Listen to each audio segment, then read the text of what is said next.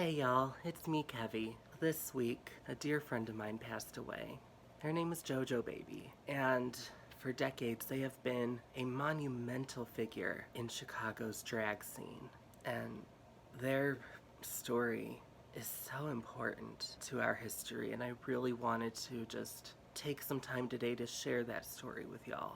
So have y'all heard about the Club Kids? The Club Kids was a movement, a drag style that started in the 90s, where it was less about female impersonation and more just being this outrageous presence that you can't help but look at, like out of this world stuff. The best known examples of the Club Kids, I'd say, are from New York City in the 90s. There was Michael Alig, James St. James, Lee Bowery, Amanda Lepore. Their stories really blew up when Michael Alig killed somebody, one of the local drug dealers named Angel, and James St. James, another club kid, wrote a book about it called Disco Bloodbath, which was adapted into the film Party Monster with Macaulay Culkin and Seth Green. What a lot of people don't know is that while this whole thing was going on in New York City, Chicago was also having a big club kid boom with Sally and Silky Jumbo and Jojo Baby. Jojo Baby was one of the original club kids and has been a staple in our community literally for over 30 years now. And the work they've done is just astronomical.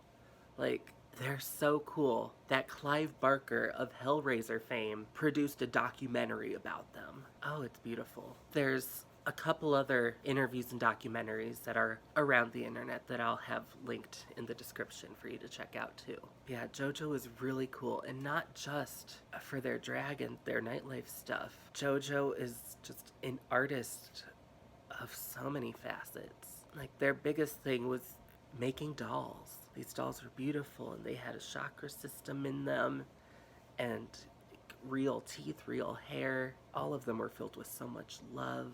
And they learned doll making from Greer Langton, the trans woman who built Big Bird. In those documentaries I mentioned, you can see through Jojo Baby's studio and just see all of these gorgeous dolls. One of my favorite things that Jojo ever did was, many years ago, they were a parade float at Pride, inspired by Keith Haring and Grace Jones. Jojo Baby made this black and white outfit that had a literal parachute for a skirt that covered an entire parade float. And I feel so honored to now own that outfit, because I feel like this is something that belongs in a museum. It is just that meaningful to me. And it even has this little hat, and without the skirt. They wore it in one of those documentaries. So anyway, I have that Legends of Drag book that I read from for y'all before, and Jojo Baby's in it. So I want to share that with you real quick too. First, just look at this. Look at Jojo Baby.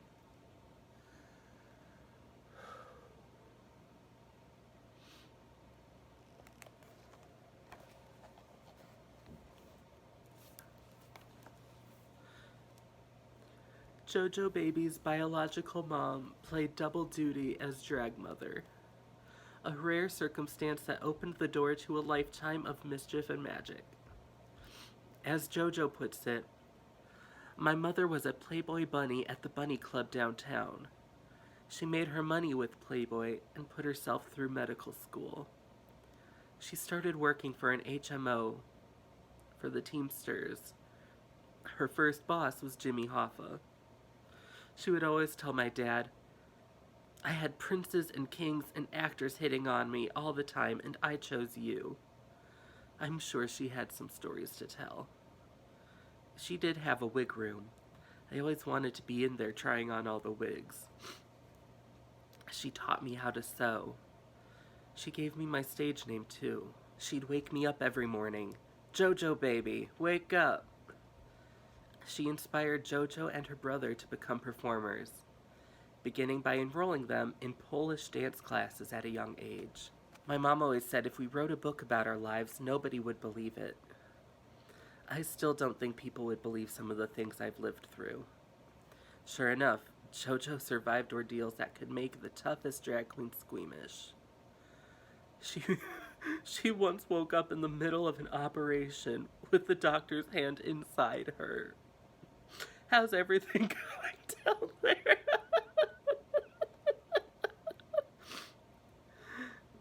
She once stitched herself back up after slipping and falling on the job. I don't think I could do it sober, but I did it then. I've lived a crazy life. I sure did. Gory details aside, even JoJo's resume defies the ordinary limits of belief. I get really weird gigs all the time. When last we spoke, she just agreed to work as a ghoul at a haunted drive-in theater for 3 weeks in October. I get to change my style, though. They trust me to be scary. Reliably freaky, she's worked parties for the likes of nightlife notables such as Suzanne Barch and Paige Powell. Not solely reserved for the club kid elite, however, JoJo shares her otherworldliness with the masses too. The Museum of Contemporary Art in Chicago asked JoJo to dress up as David Bowie and guide people through the collection during their Bowie exhibition. Bringing her inimitable style to the silver screen as well, JoJo appears as an extra in and contributed her own wardrobe to the film Party Monster. I didn't realize that. I'm gonna have to rewatch that now. It's so cool. When she first heard about the film, she reacted with incredulity at the omission of her part in the story. We hid Michael Alec here in Chicago. We didn't believe he could actually kill somebody. Eventually, the producers thought wiser. Somebody from their crew reached out to me and said, "We understand you're a club kid. Do you still have any of those clothes?" To which she replied, "I do, but it's all made to fit me." They followed up by asking if she'd ever thought about being in the movies. "I'm a star in my own head," she told them. "We're getting you a plane ticket. It cost me $7,000 to ship all those clothes back and forth. They never paid me, but I got an honorable mention at the end of the film. The experience paid off in other ways, though. My first day on set, I had Macaulay Culkin and Seth Green dancing around me in their Fruit of the Looms, and I thought, I cannot believe my life right now." JoJo reputedly told Seth she'd like to fold him in half, put him in her suitcase, and bring him home, but he politely declined the trip. JoJo's flirtations with the boys on set exist within a varied constellation of encounters throughout her life. When you have a certain energy in your body, you draw certain people toward yourself. And I always get stars drawn to me, all the time. She once bumped into Angela Moore, a fishbone, on the street and said, "I love you, can I buy you breakfast?" While running to catch a flight, she crashed into Barbara Eden. She met Debbie Harry and appeared on The Jerry Springer Show, Lisa, and The Jenny Jones Show. Moby once tapped her on the shoulder and asked to take a picture with her. "Let's take a whole roll." When she ran into Leonardo DiCaprio in the bathroom at Boom Boom Room, she made a point to tell him Total Eclipse ranked among her favorite films. It's one of the movies he regrets doing. He hated that he did full nudity. Beyond the chance encounters, JoJo counts meeting 2 of her 3 heroes among the best moments of her life. I met George Michael in the VIP room when he was still in the closet. He was playing pool and someone was sticking a pool cue up his ass. The second, Clive Barker, director of Hellraiser and Candyman, and writer of The Midnight Train, produced a feature-length documentary about her life called Clive Barker Presents Jojo Baby Without the Mask. While working on the film, JoJo confessed her hero worship to Barker. I told him, "I've met both of you, but will never meet my third hero, Jim Henson, because he's dead." He told me to grab a shovel. Barker recounted to her that he heard the news of Henson's death while at a radio station to record an interview with John Cleese of Monty Python's Flying Circus. Upon hearing the news, Cleese became so inconsolable that they couldn't proceed with the interview. Clive told me, "I'm glad you put me with the caliber of those people." On the experience of getting to meet her heroes, Jojo says, "My 14-year-old self is doing cartwheels without underwear on. My advice for my younger self would be to be nice to everyone you meet, and you never know how they're going to help you in the future. My friend Rusty Nails introduced me to Clive and changed my life. The film became part of some collection about gay icons. I guess I'm a gay icon now?" Yeah, you were. You were a gay icon. Icon, derived from the Greek, meaning likeness, as in a work of art fashioned in the likeness of a god. Following that etymology, Jojo achieved icon status in the mid-80s at the very inception of her drag career.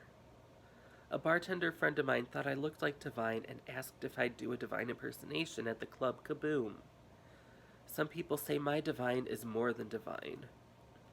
I did caricature, so I overdid him. She performed Native Love, which got the whole club going.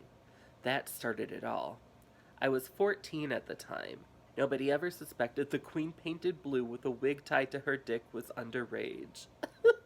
While the beard obscures the baby-faced Divine, Jojo channels her all the more for it. In a moment of surreality, easily at home, an early John Waters film, some snot-nosed kid interrupted our photo shoot to heckle, "Stinky drag queen," from behind a bush. Jojo's affinity for divinity predates her drag. Before becoming a queen, she wanted to be a priest. I wanted to give sermons with black lights and puppets. Idolatry by other means. Everyone told her to go into show business instead. She founded the Chicago chapter of the Sisters of Perpetual Indulgence, though she reports notable stylistic differences from the other chapters. Oh, the Sisters of Perpetual Indulgence are such important figures in the queer community because the amount of charity and outreach that they do is incredible, and Jojo brought that to Chicago. Coming of age in Chicago's club scene, Jojo benefited from the mentorship and sisterhood of many of the city's drag legends. I was doing guest spots as a teenager at the Baton Show Lounge. They were shocked when I asked to host my 21st birthday there. "But you've been performing here for quite a while." "Yeah, sorry." At the Baton, I was doing more fishy drag, but still with an edge to it. I'd do Nancy Sinatra's "These Boots Are Made for Walkin'" while wearing 3-foot-high platforms on stage, holding onto the ceiling. I got to perform alongside the legends of the Baton.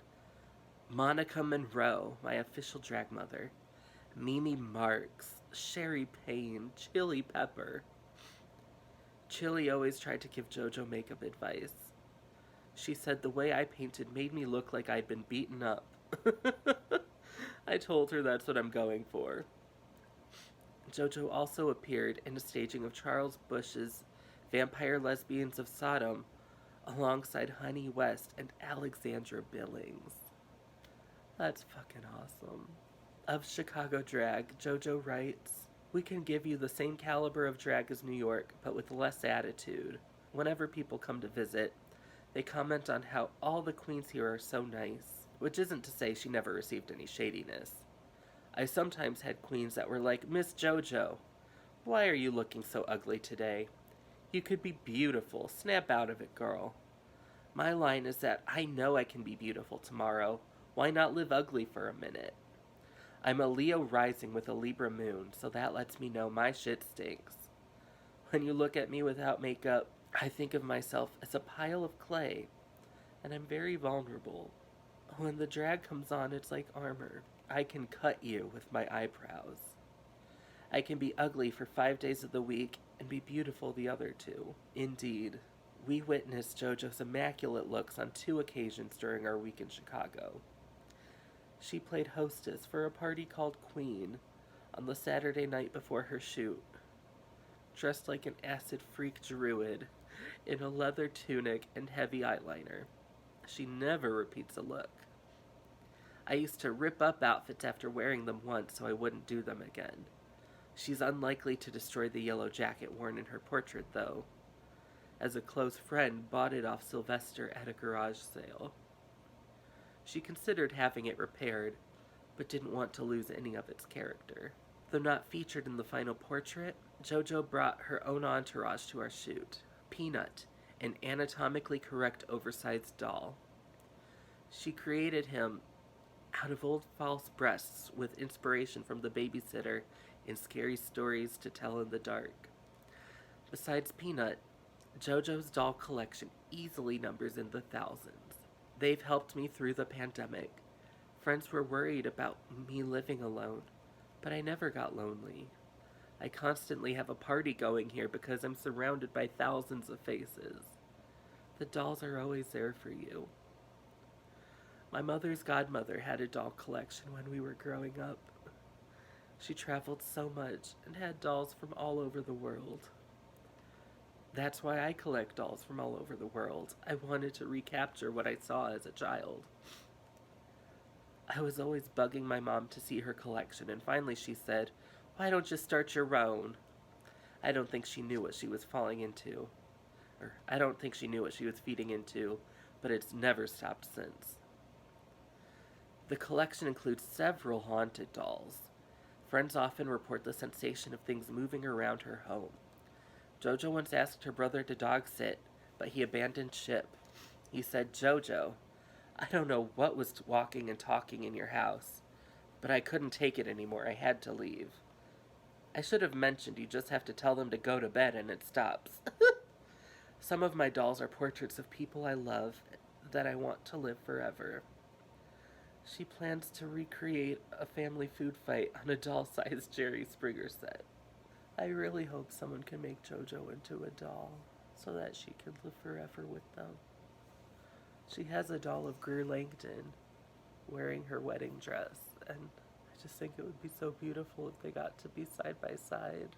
Jojo shares her collection with the public, maintaining gallery space for over 20 years. Eventually, I put a line in the floor and said, "This is a collection, and these are the dolls I make." My place has been used to demonstrate to art history students that you can make a gallery out of any space. Frey Baroque, an editor of Queer Ultraviolence, which chronicles the Midwest's homegrown queer anarchist youth network, describes the impact of meeting Jojo at her home gallery as a teenager. I was amazed. Mannequins, dresses, freaky shit, makeup and jewelry, pictures of all sorts of insane shit, headless things, stuff with only heads. There was absolute insanity everywhere you looked. I had never met a queer person like this before. I thought, oh my god, I finally found a person like me. I finally found queer freaks. That was really my first exposure, outside John Waters' films, to the real-life queer underground. Jojo learned the art of doll making from renowned artist Greer Langdon. I first saw her stuff at the Alley, a punk rock store where she did the window display. One of her dolls said, "Please don't touch," but I had to. It felt like she had stuffed a skeleton inside the fabric. I thought, what the fuck is going on? She's killing people and hiding the bodies in dolls. When Langdon died in 1996, Jojo fashioned a doll out of her likeness for a show at the NCA. I put her on a pink cross, lined in pink lilies, with a crown of syringes on her head. I wrote on the gallery floor, "Jesus died for somebody's sins, but not for mine." They censored me and took off the syringe crown because children were present. They didn't know when they could give it back to me, so I ripped Greer off the wall at the opening and dragged her down the stairs and out the door. Being shown in a museum was always crazy to me. I thought you had to be dead to be in one.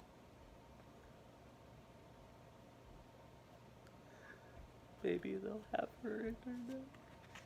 Whether making dolls or costumes, Jojo draws heavily on dreams, nightmares, and magic rites. I do a lot with ritual. I take baths to draw love to myself. I hang keys over my bed for good luck and protection. I'd love to be on Dragula because I'd be one of the real witches on there, she confessed coyly. I dabble in a bit of witchcraft. So that's Jojo. Such a deep, beautiful person and a magnificent artist. I love her so much.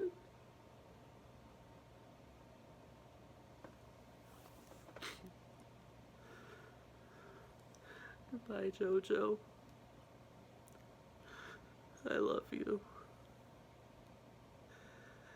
And I miss you so much.